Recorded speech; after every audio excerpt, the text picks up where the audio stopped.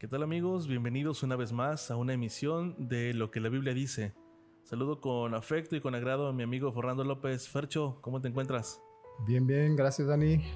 Aquí pues ya contento de reiniciar este podcast. Esperemos que nos escuchen, que nos sigan y que también seamos dirigidos por el Espíritu de Dios en esta tarde. Así es. Y bien amigos, como dice Fernando, los invitamos a que además de escucharnos, compartan a través de las diferentes plataformas, compartan el contenido para que sea de una manera en que podamos compartir nuestra fe. Y en esta ocasión quisiéramos abordar los eventos de los últimos días, Fercho, los eventos finales. Esos eventos finales que a algunos los apasionan, otros como que les da un poquito más de temor, ¿no? De miedo, de qué va a pasar, qué está sucediendo. Y aparte, pues suceden muchas cosas en el mundo, en la naturaleza, en todos los aspectos político, económico, y que no sé si te ha pasado, Dani, que te hayan dicho, no sé, que te digan, pasa algo así mundialmente conocido, por así decirlo, y dice, ya es el fin del mundo, ¿no? Ya es el tiempo del fin y que ya se va a acabar esto, ya se va a acabar el mundo y todo. Entonces, esperemos que el tema o la reflexión que vayamos a tocar en esta ocasión sirva para más o menos ubicarnos para conocer el tiempo en que estamos viviendo. Así es, como bien dices, como adventistas nos gusta escuchar de las profecías, nos gusta conocer, pero si nos hacemos una pregunta en esta ocasión,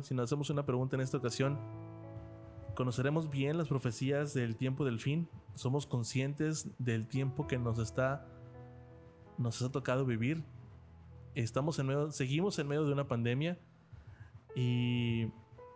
De hecho, cuando empezó la pandemia, sí, casi todos digamos, ya es el fin del mundo. Y pues, si uno va a la Biblia y otras fuentes inspiradas por Dios, pues se va a dar cuenta que, pues, yo creo que es el inicio, ¿no? El inicio del inicio, por así decirlo. El inicio del inicio. Y ¿saben? En Romanos 13:11 hay un versículo que podemos iniciar con esto.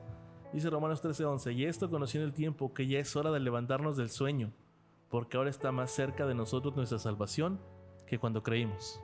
Exactamente, y eso sirve para eso, o sea, de que nos despertemos pues como cristianos, del letargo espiritual, ¿no? En que a veces nos encontramos. Así como dice Apocalipsis de la iglesia de la Odisea, ¿no? Somos tibios, estamos así entre azul y buenas noches, sí. ¿No? O sea, de que sucederá, no sucederá, o si va a suceder, va a ser dentro de no sé cuántos años, y pues nos conformamos a esta vida, y pues Dios quiere que nos despertemos, ¿sabes? ¿no? Lo platicábamos en el episodio anterior. Hablábamos de cómo esta pandemia nos vino a trastornar nuestra adoración. Si antes lo hacíamos de manera seguida presencialmente en la iglesia, ahora nuestra adoración se hizo virtual. ¿Y qué tanto nos afectó esa adoración? ¿Qué tanto nos vino a mermar? Y pues es tiempo de despertar del sueño, a lo mejor esa pandemia es una sangoloteada para que entendamos que es momento de cambiar y de hacer un cambio en nuestra vida, ¿no crees? Y posiblemente no sea una, vamos a llamarla así, sangoloteada tan fuerte, pero es... Oye, pero si no es tan fuerte. Por eso te digo, de lo que está profetizado que va a venir, o sea, se puede decir que no es tan fuerte eso que estamos viviendo, pero es una advertencia, vaya, Dios nunca nos deja sin conocimiento, sin advertirnos de lo que va a pasar, y esto es para que nosotros, como ya lo mencionamos, recapacitemos, reflexionemos y despertemos para saber cómo está mi vida, cómo está mi espiritualidad con relación a mi comunión con Dios, y de esa forma, pues, así como dicen, venga lo que venga, si Dios conmigo, pues ¿quién contra mí? Así es. Durante muchas ocasiones, Fer, nos han predicado sobre el reavivamiento y reforma que va a tener nuestra iglesia, nuestro pueblo, la iglesia del remanente. Pero saben, amigos, para quien no tiene el gusto de conocer a Fernando López, él es licenciado en Derecho. Quisiera hacerte una pregunta, Fer. ¿Qué es una reforma? A veces hablamos de reavivamiento y reforma, pero en términos más prácticos, ¿cómo podríamos iniciar explicando esto? Una reforma es, por ejemplo, algo está ya establecido, como tradicionalmente, por así decirlo, algo que ya está decretado, o sea, respecto a lo legal, pues una ley, ¿no? Que ya tiene años, por así decirlo. Muchas veces tal vez ustedes hayan escuchado noticias o pues sí, noticias o en internet de que se reformó tal ley, que se reformó la Constitución. Se reforman varios artículos para mejorar. O sea, es decir, se va actualizando conforme va pasando el tiempo y ese artículo, esa ley que necesita una reforma porque ya no está, los términos en los que se dictó ya no son compatibles con lo que actualmente estamos viviendo y pues se tiene que reformar para de esa forma haber una mejoría. Entonces básicamente una reforma es algo que se tiene que cambiar pero para mejorar. Algo que se tiene que cambiar para mejorar. ¿Y será que para vivir un reavivamiento y reforma el cambio inicia en uno? Ah, sí, claro. Claro, dentro del aspecto espiritual, o sea, yo no te puedo pedir, Dani, refórmate y revívate espiritualmente si yo no lo hago. O sea, ¿cómo voy a pedir algo que yo no soy o algo que yo no tengo o algo que yo no doy? Entonces, para que sea más contundente, por así el mensaje de un reavivamiento y una reforma, pues primero debe empezar en uno mismo. O sea, en este caso, si yo lo estoy solicitando, debo primero, ahora sí como dicen, predicar con el ejemplo, no tanto con palabras. Sí, definitivamente. Apocalipsis 3, 15 al 18 es un versículo que muchos conocemos y creo que podremos compartirlo en esta ocasión. Dice: ojalá fueses frío o caliente, por lo tanto te aconsejo que compres de mí oro afinado en fuego, para que seas rico, vestidos blancos para cubrir la vergüenza de tu desnudez y colirio para ungir tus ojos y puedas ver. Ojalá fueses frío o caliente. ¿Qué seremos? ¿Fríos o calientes? ¿Cómo estará nuestra situación espiritual en este momento? O tibio, ¿no? O tibio. Sí, porque ahí dice ojalá fueses frío o caliente, pero tristemente la realidad es de que algunos somos tibios. O sea, tenemos un pie en las cosas de Dios y otro pie en las cosas del mundo. O sea, no nos decidimos. Y fíjate, hablando así un poquito de lo que recientemente pasó en el país, de las elecciones políticas, yo creo que algunos nos enganchamos, ¿no? O sea, nos enganchamos en el sentido de que en nuestros perfiles de Facebook o de cualquier Twitter o esas redes sociales mencionadas, como que le dimos o nos damos preferencias o favoritismos a X o Y partido o candidato. Hay una afinidad, ¿no? Política aún. Sí, y yo creo que no nosotros como hijos de Dios, o sea, respetando la mentalidad de cada quien, pues ya cada quien es responsable de sus propios actos, ¿verdad? Pero como dijo Dios, creo que debemos de apartarnos un tanto de la política, no alzar la bandera ni de ningún partido ni nada de político ni nada, porque como dijo Jesús, o sea, si somos seguidores de Jesús, ¿cuál reino vamos a seguir? Jesús dijo, mi reino no es de este mundo. Entonces, si yo soy seguidor de Jesús y si mi reino no es de este mundo, pues ¿qué hago yo involucrado en las cosas del mundo? Dicen por ahí que las cosas del mundo las arreglan los mundanos, ¿no? En cuestión de, en este caso, política. Nosotros como cristianos lo que nos queda, según yo, es pues respetar las leyes, respetar las autoridades, siempre y cuando no estén en contra de los principios divinos. No involucramos tanto porque pues eso también como que no es de Dios, y hay una escritora muy conocida en el ámbito adventista que escribió un libro, Obreros Evangélicos. Ahí viene establecido claramente nuestra actitud frente a la política. Pero bueno, digo, eso ya es de cada quien. Por eso decía que a veces nos apasionamos tanto en esas cosas y en las cosas de Dios. O sea, de proclamar el mensaje que Dios nos ha dejado para antes de su venida, eso casi no lo hacemos. Y ahí sí estamos fríos o tibios. Sí, exactamente, ¿sí? Tibios, porque si fuéramos fríos, bueno, haz de cuenta, no tuviéramos esa, se podría decir, doble cara, por así decirlo. Uh-huh. Pues es frío, no hace nada, por así decirlo, está frío, espiritualmente está frío, ya sé que no hace nada o que no le gustan las cosas, ya sé. O caliente, ¿no? Que estás activo en la obra de Dios, estás predicando, pero somos tibios, o sea, como que a veces sí predicamos, como que a veces como no. Como que me la llevo pateando un bote, ¿no? Como dice el dicho. Exactamente. Entonces, eso es lo que no le gusta a Dios, por eso, porque o somos o no somos. Exactamente. Claro. Hay otro libro que la hermana Ellen White escribió, Un conflicto de los siglos, y habla sobre el revivimiento y reforma que era en la época de la iglesia primitiva, por así llamarlo. Era muy tangible el ver a las personas convertidas que aceptaban en su vida a Jesús y se transformaban completamente, dejaban sus malos hábitos y lo que antes detestaban ahora lo amaban, y lo que antes amaban ahora lo aborrecían. Y era muy tangible, se veía a leguas lo que estaba sucediendo en la vida de ellos. Sí, porque, o sea, el revivimiento es totalmente volver a vivir, ¿no? Espiritualmente, tu primer amor. ¿Quién es tu primer amor? Pues Jesús. Entonces, ahí se veía en la iglesia primitiva, como bien dices, se veía que tenían un fervor, un amor por Dios, por Jesús, que por eso los llamaron cristianos por primera vez en Antioquía. Los llamaron cristianos porque ellos hablaban de Cristo, vivían como Cristo, pensaban como Cristo, y por eso fue un revivimiento muy, muy genuino.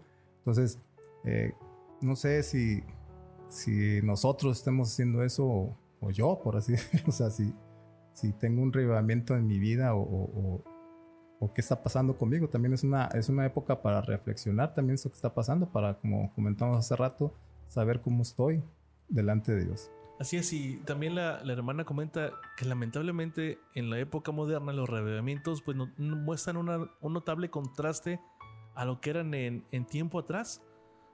Hoy los llamamientos a lo mejor, son motivados por una excitación o por una emoción, y esa llama que se enciende, así como se enciende, así se empieza a perder. Sí, mira, no sé si recuerdas cuando pasó lo de las Torres Gemelas. Ajá. Comentaron que después de eso, las iglesias allá en Estados Unidos, o en una parte de Estados Unidos, se llenaron. Y en las librerías cristianas, donde vendían Biblias, casi se agotaron los ejemplares de la Biblia. O sea, como pasó eso, mucha gente pensó pues que ya era, por así decirlo, el fin del mundo y todo eso. Entonces, pues trataban de una forma u otra buscar a Dios. Pero pasa el momento y pues se esfuma, ¿no? Se esfuma, o sea, no hay un revivimiento genuino, por así decirlo. Entonces, porque, o sea, no quiero decir que todas las personas son así, pero la mayoría en ese momento, pues sí, ya las iglesias ya no estaban tan llenas como cuando pasó eso. Claro. A pesar del decaimiento general de la fe y de la piedad, hay también en las iglesias, eso es lo que tú comentas, hay que reconocerlo, hay verdaderos discípulos de Cristo. Antes de que los juicios de Dios caigan finalmente sobre la tierra, habrá entre el pueblo del Señor un avivamiento de la piedad primitiva, tal cual no se había mostrado desde la época de los apóstoles. Sí, adelante, Fer. Sí, el revivimiento es un cambio completo de mentalidad, hábitos y prácticas entre el pueblo de Dios. Y esto lo podemos ver en el libro de Joel, en el Antiguo Testamento. El libro de Joel, capítulo 2, versículos 12, 13, 23, 28, 29. Ese es un revivimiento, o sea, y reforma es eso. Cambio de mentalidad, hábitos y prácticas en el pueblo de Dios. Y la reforma es eso, o sea, una reforma del estilo de vida. O sea, como tú dices antes, lo que antes hacía, lo que antes me gustaba hacer, lo que antes practicaba, pues va a ser una reforma en todo ese aspecto. En este último tiempo que estamos viviendo se va a ver ese cambio en los profesos hijos de Dios, y pues va a ser un impacto que si tú ves a alguien que tiene ese reavivamiento espiritual y esa reforma, vas a decir, sin que él mismo te diga, ya, yo tengo el reavivamiento y la reforma, con que tú lo veas, tú vas a ver la consagración de ese hermano, de esa hermana o de esa persona, la consagración a Dios por su estilo de vida y por la práctica de lo que Jesús hacía cuando estuvo en esa tierra, porque a final de cuentas, como si fuera Jesús, pues va a hacer lo que Jesús hacía, ¿no? Claro, y aquí podemos aplicar lo que dice Mateo 7:16, donde dice, por sus frutos los conoceréis. Exactamente. Entonces, ahí nos vamos a dar cuenta ahí nos damos cuenta si realmente estamos haciendo lo que decimos ser, o estamos nada más pateando un bote Sí, por eso te comentaba, o sea, ¿qué caso tiene que diga, si yo ya soy, tengo un avivamiento y una reforma, si por mis frutos hago cosas contrarias a lo que dice la palabra de Dios, o sea, a lo que a Dios le agrada, pues tú vas a decir, no, pues qué avivamiento y reforma tiene este individuo, ¿no? O sea, entonces, por su fruto los conoceréis, bien dice la palabra de Dios. Entonces, y se va a ver ya en estos tiempos, estamos viviendo un tiempo solemne, Jesús viene pronto y antes de que venga van a pasar eventos, y uno de los eventos es un avivamiento y una reforma que está en el contexto del juicio investigador. ¿Recuerdas, Lani? El juicio investigador que empezó en el año 1844, cuando nuestro Señor Jesucristo pasó al lugar santísimo, allá en el santuario celestial, y está intercediendo por nosotros como nuestro sumo sacerdote. Desde 1844 estamos en sesión de juicio, y ese avivamiento y esa reforma forma parte de esa sesión en la que estamos viendo actualmente. Aunque el mundo lo sepa, nuestro deber como cristianos y como adventistas en este caso es proclamar ese mensaje, para en ese contexto nosotros pues buscar a Dios con todo lo que está pasando, o sea, con todo lo que está pasando, y como te repito, o sea, es uno de los eventos que tienen que suceder, y pues se forma parte de lo que Jesús estableció antes de que Él venga por segunda vez. Claro, comentando un poquito ahí en el punto que dabas, Fernando, de la fecha del 22 de octubre de 1844, una fecha que histórica y muy importante. Histórica e importante para la humanidad y para el pueblo adventista, porque basa su doctrina en este acontecimiento. El pueblo de aquel entonces creía que Jesús iba a venir en esa fecha. Bueno, sabemos que Jesús no vino en esa fecha, pero después, con el estudio diligente y a través de la guía del Espíritu Santo, bueno, comprendieron que había algo muy importante que lo acabas de mencionar, el juicio investigador. Para las personas que nos están escuchando y quizá no tengan muy fresco en la mente, el juicio investigador, ¿en qué consiste? ¿Cómo lo podríamos definir? ¿Cómo podríamos empezar a abordarlo? En esta etapa en la que se está viviendo, un juicio tiene varias etapas, ¿verdad? Un juicio. Ahorita estamos en el juicio en la etapa se puede decir, de expiación de los pecados. Jesús, como nuestro sumo sacerdote, está en el santuario celestial, en el lugar santísimo, expiando nuestros pecados. Los pecados que confesamos, los pecados que pedimos perdón a Jesús, y que por sus méritos, solamente por los méritos de Cristo podemos expiar esos pecados, y solamente Dios puede expiar nuestros pecados, o sea, quitar de nuestra vida los pecados por los méritos de Jesús. Está haciendo esa labor como sumo sacerdote. Jesús es nuestro sumo sacerdote, y Él es el único que puede quitar nuestros pecados, el único que puede quitar de nuestra vida todo lo malo que hemos hecho, si lo confesamos, que si humildemente nos arrepentimos y confesamos nuestros pecados a Él nos puede quitar o expiar de todo eso que estamos pues manchados, ¿no? Por tanta maldad o por tanta impureza de nuestras vidas. Y en esa etapa, el juicio consiste en esta etapa, en eso, o sea, de Jesús en el santuario celestial, está expiando nuestros pecados, o sea, intercediendo por nosotros, o sea, intercediendo a Dios, presentando los méritos de Él a favor del pecador que se arrepiente, confía sus pecados y pide perdón confiando en los méritos de Jesús. Ok, a ver, es que tocaste muchos puntos dentro de todo el comentario, y estás en lo correcto. Primero, el sumo sacerdote, quien está en el santuario celestial, lugar santísimo. En el lugar santísimo, es Jesús, nuestro sumo sacerdote. Ok, y mencionaste que es el único que nos puede perdonar de pecados. Ok, porque hay que tomar en cuenta que hay algunas otras denominaciones que pues me enseñan que a través de una persona uno puede obtener el perdón a los pecados, pero con lo que nosotros sabemos y estás comentando, no es así. No, bíblicamente no. O sea, bueno, el único que perdona, salva y quita los pecados es Jesús. Es el único puente, por así decirlo, entre el cielo y la tierra. Se llama Jesús. Juan 14:6 dice: nadie viene al Padre sino por mí. O sea, solo Jesús, solo por medio de Jesús podemos tener acceso a nuestro Padre Celestial. Entonces, y no hay ningún intercesor, ningún nombre debajo del cielo dado a los hombres en que podamos ser salvos, sino en el nombre de nuestro Señor Jesús. Entonces, solo Él murió en la cruz, solo Él resucitó, solo Él ascendió al cielo y solo Él está intercediendo por nosotros. Es el único que puede salvarnos de todo eso, o sea, porque no hay ningún ser creado por Dios puede salvarnos de nuestros pecados, sino solamente Dios, solamente nuestro Señor Jesucristo, que es Dios. Y como repito, ahorita está intercediendo por nosotros en el santuario celestial.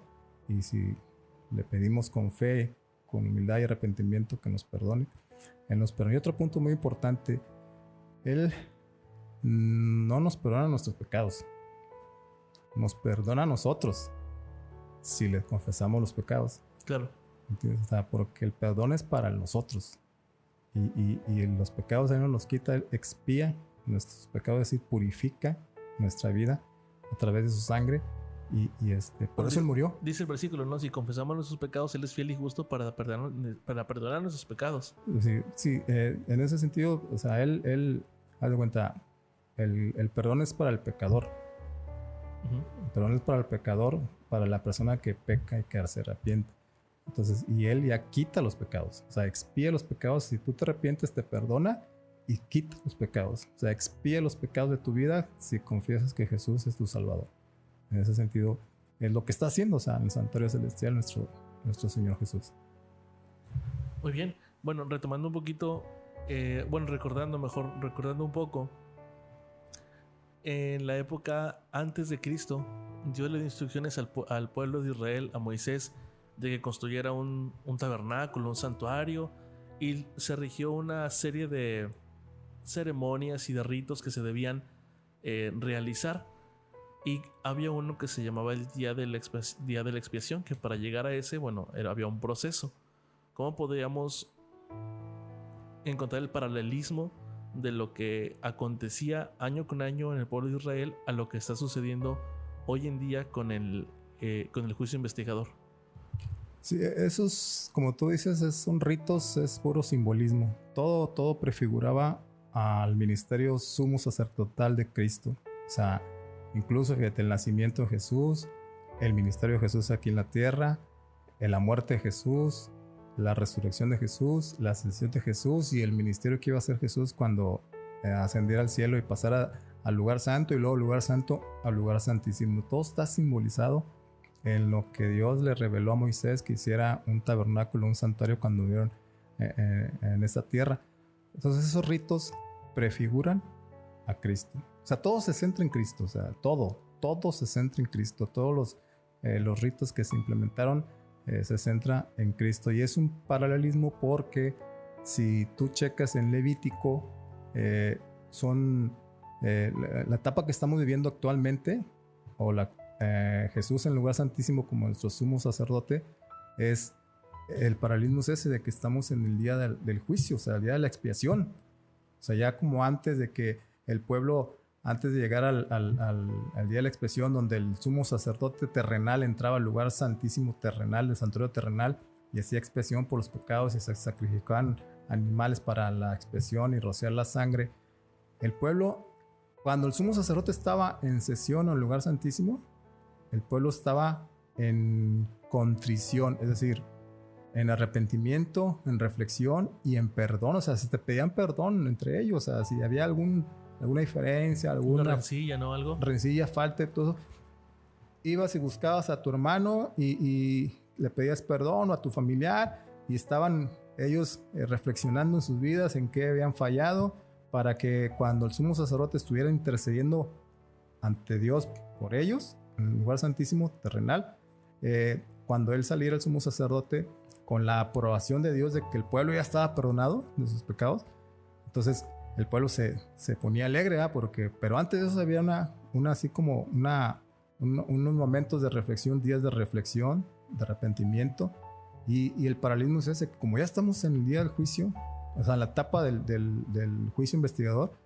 nuestras vidas deben ser eso, o sea, un revivamiento y una reforma, es como lo que estamos hablando. Que era lo que vivía, el pueblo de Israel, ¿no? Vivía un revivamiento y reforma para poder participar del día de la expiación. Exactamente. Si entonces, no podía participar y podía ser muerto.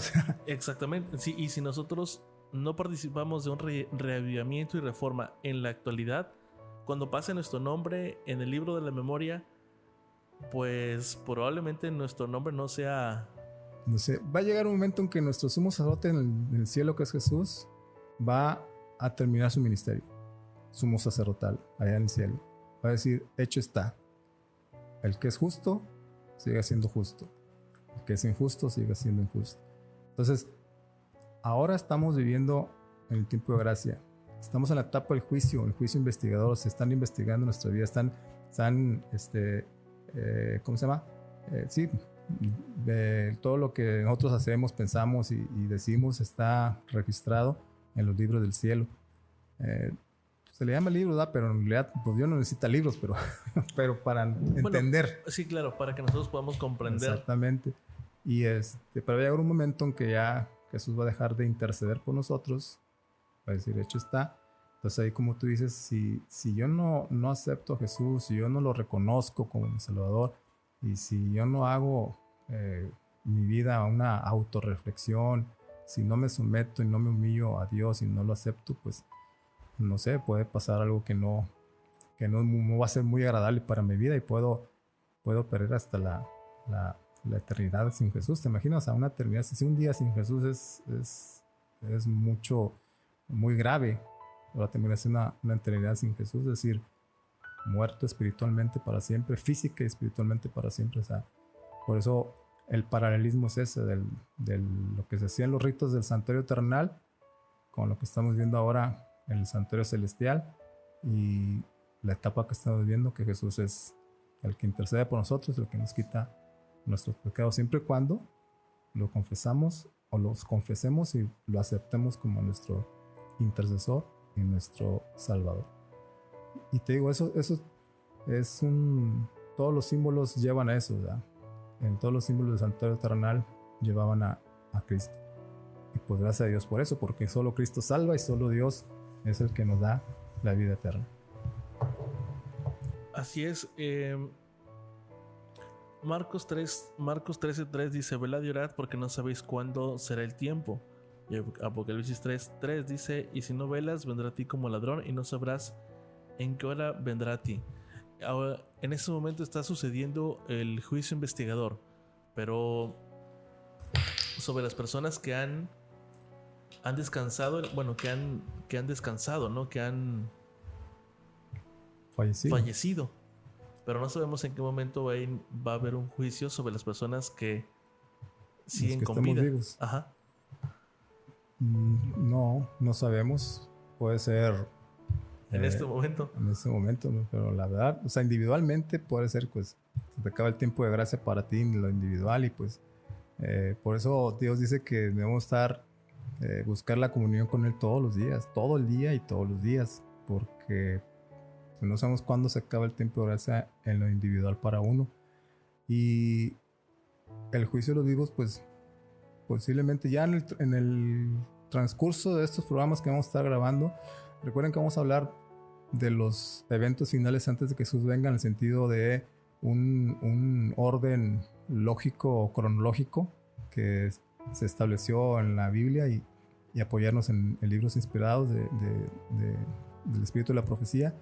Y dentro de esos programas o de esos temas vamos a tocar también eso del juicio de los vivos y todo eso, hasta las etapas que van a pasar. Sí, no entramos de lleno, ¿no? en esta ocasión, pero lo vamos a hacer. Lo vamos a hacer en su momento, sí, lo vamos a hacer un poquito más a fondo. A profundidad. Sí.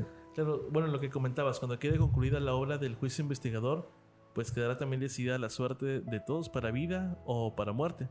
El tiempo de gracia terminará poco antes de que el Señor aparezca en las nubes de los cielos. Al mirar hacia ese tiempo, Cristo declara en el Apocalipsis, el que es injusto, sea injusto aún, y el que es sucio, sea sucio aún, el que es justo, sea justo aún, y el que es santo, sea aún santo.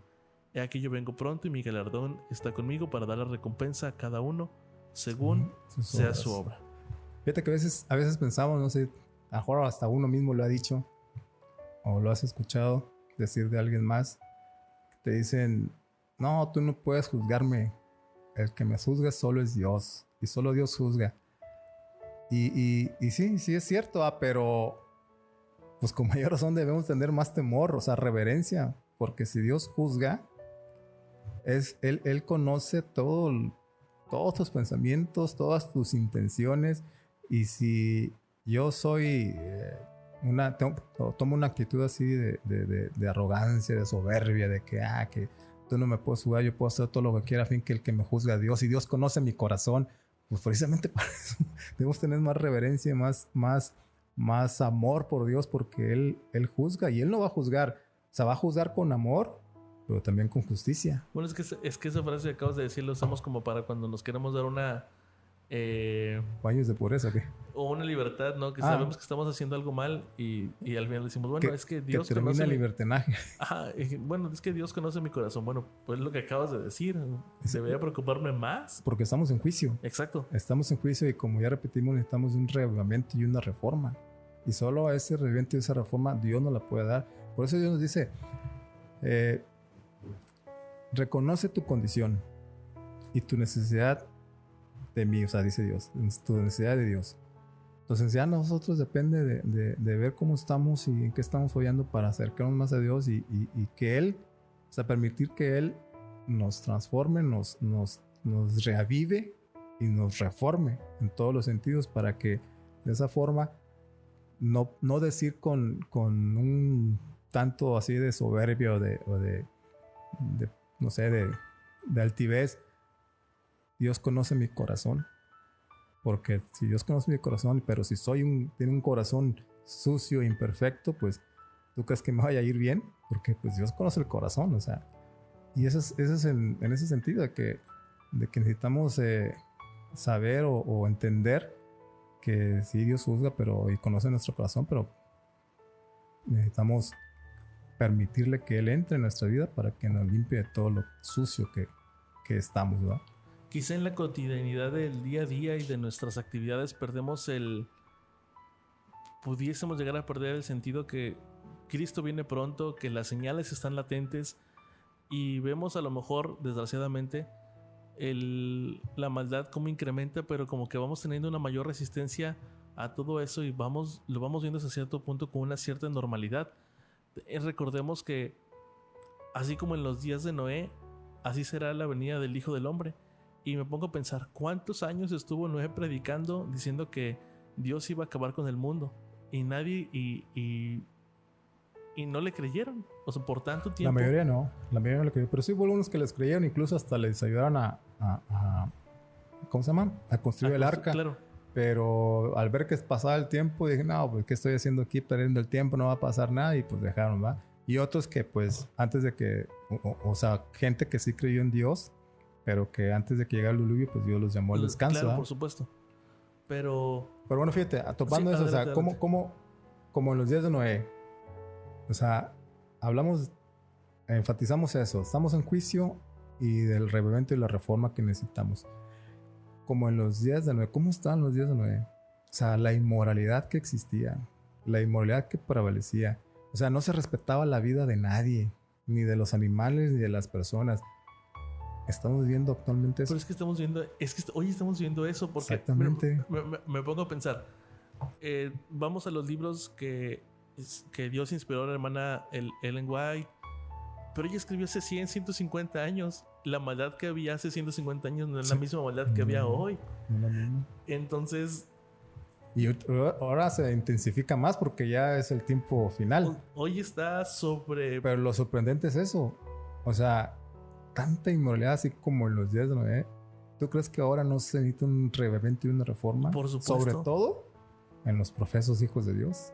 Porque a veces como que si quiero, no quiero, si le digo, no le digo. O sea, como que tenemos miedo de decirles, o pena decirles que Cristo viene y que nos preparemos y que dar el mensaje del tercer ángel. Y enfatizamos mucho el mensaje de los tres ángeles, sobre todo el mensaje del tercer ángel. No lo damos. No lo damos.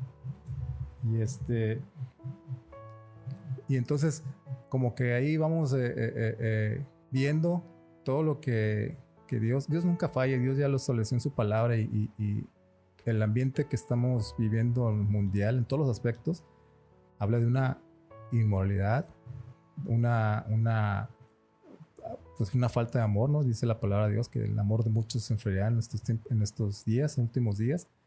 Entonces digo, no se respeta la vida de nadie, perdón, no se respeta la vida de nadie. Entonces, pues sí necesitamos un reavivamiento y una reforma, o sea. Claro, pero necesitamos un reavivamiento y reforma, pero un reavivamiento y reforma, perdón, genuino, donde, como lo mencionábamos al inicio, primero tenemos que empezar nosotros, primero con un estudio diligente, con una oración ferviente. Se necesita que ese pueblo esté preparado para poder predicar el mensaje del tercer ángel. Si no, ¿cómo va a predicar el mensaje del tercer ángel si el pueblo, quien va a llevar el mensaje, no están listos? Mira, hablando ya en sí de la iglesia adventista del séptimo día, Satanás va a introducir un falso reavivamiento y una reforma en la iglesia. Las artimañas que él va a usar es un reavivamiento y una reforma, pero no tanto en la vida espiritual o el estilo de vida de uno, en los hábitos, en la mentalidad, no, sino una reforma en los pilares fundamentales de nuestra fe. O sea, ahí es donde él va a lanzar los engaños de que o va a haber un reavivamiento y una reforma, van a surgir de aquí o de allá dentro de la iglesia personas o hermanos o hermanas que digan que un reavivamiento es esto, pero atacando las bases fundamentales de la fe. ¿Y cómo lo vas a reconocer si no estás comprometido con la causa? ¿Cómo vas a saber distinguir si lo que está sucediendo es algo que Dios está permitiendo que suceda porque tiene que ser o porque es un engaño de Satanás? Precisamente digo, o sea, si no tenemos esa comunión con Dios día a día, si no permitimos que Él nos reavive y nos reforme, cuando salgan esos engaños o que surjan esos engaños dentro de la iglesia de un falso reavivamiento, podemos caer fácilmente en eso y podemos irnos creyendo que nos estamos reavivando. Al ir en contra de las doctrinas de la iglesia o los pilares fundamentales de la fe de la iglesia, vamos a creer que estamos siendo reavivados. En realidad estamos haciendo la obra del enemigo, como bien dice. Entonces necesitamos poner más atención. Por eso Dios nos alerta, nos dice que despertemos de este letargo espiritual, que no seamos tibios, o sea, que seamos calientes en la obra de Dios para no caer en los engaños que el enemigo está introduciendo o va a introducir dentro del seno de la iglesia. Ya es, no sé, falta poco, no se puede decir cuándo, no se sabe cuándo, pero a como están aconteciendo los hechos o los eventos que ya dijo Jesús, pues yo creo que no falta mucho. No, nos queda claro. Bueno, nos queda claro que no falta mucho. Qué bueno que Jesús venga pronto. Pero la invitación, primero para Fernando y para mí, es comprometernos a la causa de nuestro Dios, que vivamos un verdadero reavivamiento en reforma en lo personal para poder participar en la proclamación del mensaje del tercer ángel. Sí, porque, o sea, repetimos, o sea, no tiene caso que yo pida algo que no tenga o que yo no viva.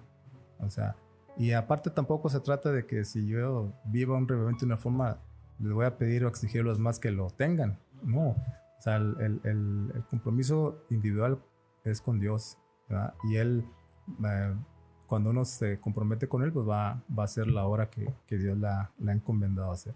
Independientemente si los demás no lo hacen, pues el compromiso ya es individual. La salvación es individual. Exactamente. Así que en esta ocasión, así que vamos a llegar en esta emisión, reavivamiento y reforma y un poco del juicio investigador, pero nos quedamos picados para el siguiente episodio.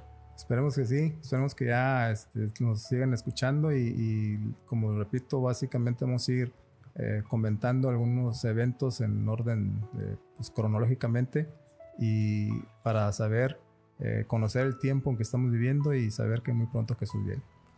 Así que amigos, muchas gracias por escucharnos en esta ocasión. Los invitamos a que nos sigan escuchando, nos sigan compartiendo. Y antes de terminar, invito a Fernando que nos dirija en una oración. Claro que sí, vamos a orar. Gracias te damos, Señor, porque tú nos dejas en tu palabra las cosas que han de suceder antes de que regreses por nosotros en esta tierra para estar contigo en el cielo. 1000 años en el cielo y después una vida eterna contigo en esta tierra, renovada y regenerada por ti.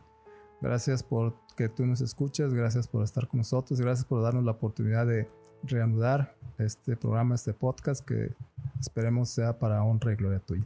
Quédate con nosotros y con los que nos escuchan. En el nombre de Jesús. Amén. Amén.